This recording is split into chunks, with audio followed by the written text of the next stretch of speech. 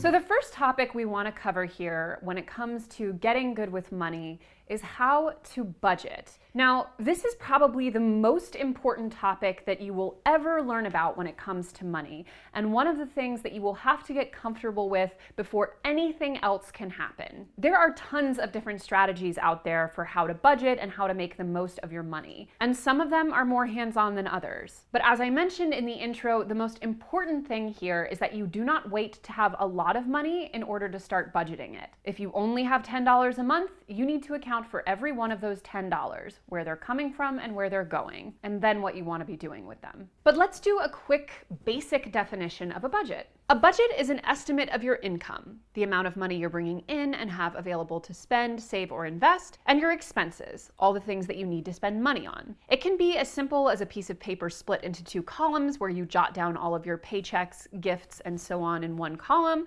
and all of your bills, purchases, grocery costs, and so on in the other. They can, of course, also get much more complicated than that, or can be automated through various apps and programs that help sort your budget for you. And just like there are many different ways to track the nuts and bolts of a budget, there are also many different philosophical approaches to budgeting. Some people approach budgeting with a straightforward pay yourself first strategy, where they set aside money first thing every month to be saved before sorting out all of the other money into different categories. Others practice something called zero-based budgeting, where every single dollar is assigned a category with nothing left over at the end of the month. These strategies are a bit more involved, but they can easily be mastered once you've gotten used to the basics of understanding your budget. If you aren't sure of where to start with budgeting, try keeping a money diary or writing down every purchase that you make for a given period of time.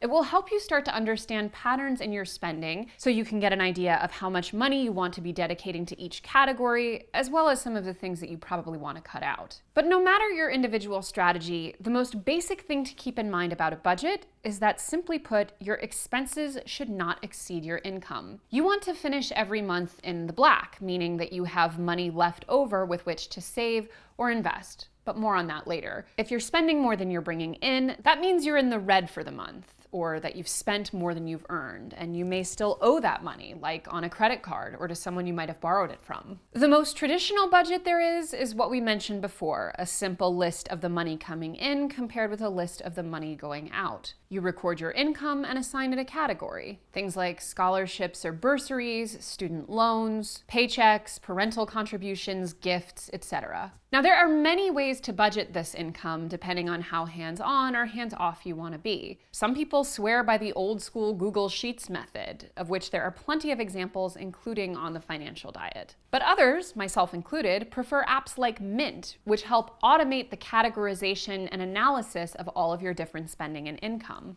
Others still prefer to use a literal pen and paper because they find that actually writing these things out and doing the calculations themselves helps keep them accountable and very aware of every single line in their budget. No matter which method you pick, though, you'll generally have some basic categories of expenses that you'll need to track. Things like rent, bills such as your internet or cell phone, transportation costs, food categories, etc. And from there you can get even more granular if you're trying to see exactly where your money goes. Categories that tally up just things like coffee expenses or purchases for a specific hobby. In a traditional budget, each category is assigned an amount per month, and you may vary month to month in terms of exactly what you're doing within that category, but the idea is you never exceed the amount in any given category, which helps keep you under budget overall. And if you want to stick to a categorical budget, but simply don't trust yourself if you're not actually budgeting with the physical money itself, a similar but very tactile budget strategy is called the envelope method. You literally take a stack of envelopes labeled with your expense categories,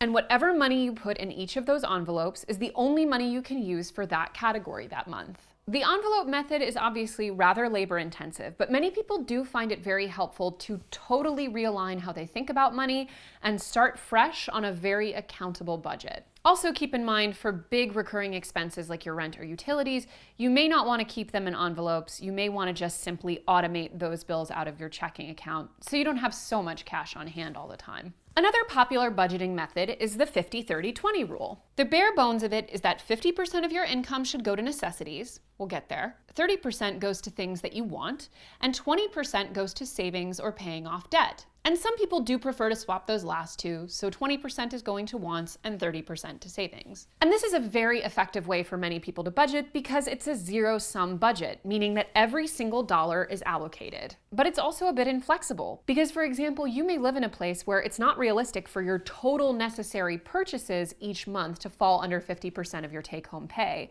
Here in New York, for example, you'd have to be earning quite a lot in order for that to be the case. But then comes perhaps the most difficult part of budgeting, especially if you're someone who, like me, has a tendency to slip into that treat yourself mentality or confuse things that are nice to have with things that are need to have. And that is understanding the difference between necessary and unnecessary expenses, especially when you're in a time that you need to be really focusing on savings and ramping up the amount that you're able to put away each month.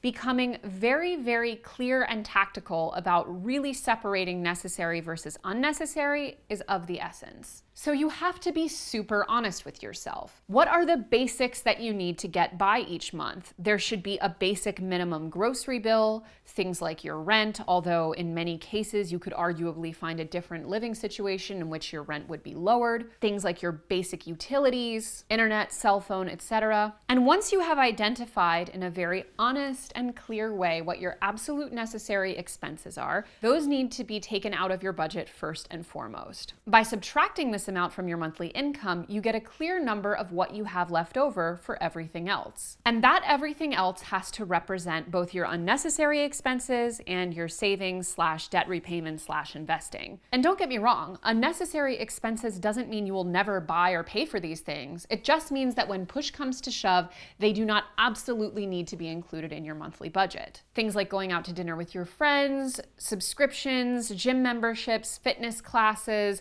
hobbies, coffee out, that kind of stuff can be categorized as unnecessary, even if most months you end up paying for them anyway. And again, remember that whatever is left over in your budget after subtracting your absolute necessary expenses are going to be competing for space. The more of those unnecessary expenses that you're paying for each month, the less that you'll have to go to savings or investments or things like debt repayment. So make each dollar count in that category. And the best way to get a really clear picture of what your actual necessary versus unnecessary expenses are is to get really good about tracking your own spending and getting a very clear picture of your lifestyle and what it costs to live it. This is part of the reason why one of our first tips on this topic was to start with something like a money diary or writing down everything you spend on for a month or so. Often when we're setting out a budget for the first time, especially if we really want to cut back or save a lot, we have a tendency to wildly underestimate how much we realistically spend in certain categories each month. And it's much better to make a realistic budget from which you can slowly start to chip away than to try and radically alter your spending in a way that doesn't match up with your lifestyle, where you'll inevitably probably fail at the budget and then in many cases just stop trying altogether. Understanding how much you tend to spend at the grocery store every month, as well as doing a very clear inventory of which of your more regular bills you could probably cut back on versus the ones that need to remain the same, is going to be extremely important to getting a realistic budget. For example, you may be someone who uses your cell phone all the time for both work and personal use.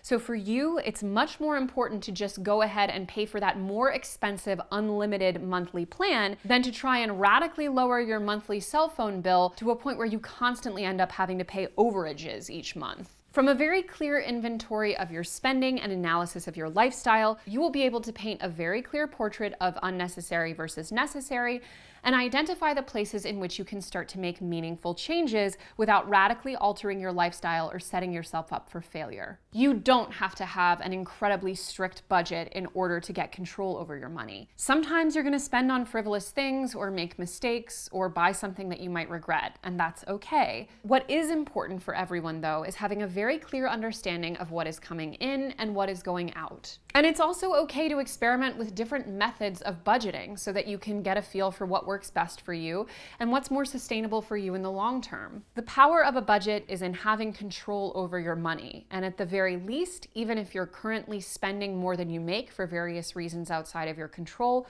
you have a very clear mental picture of what's happening and what needs to happen in order for you to be in the black again.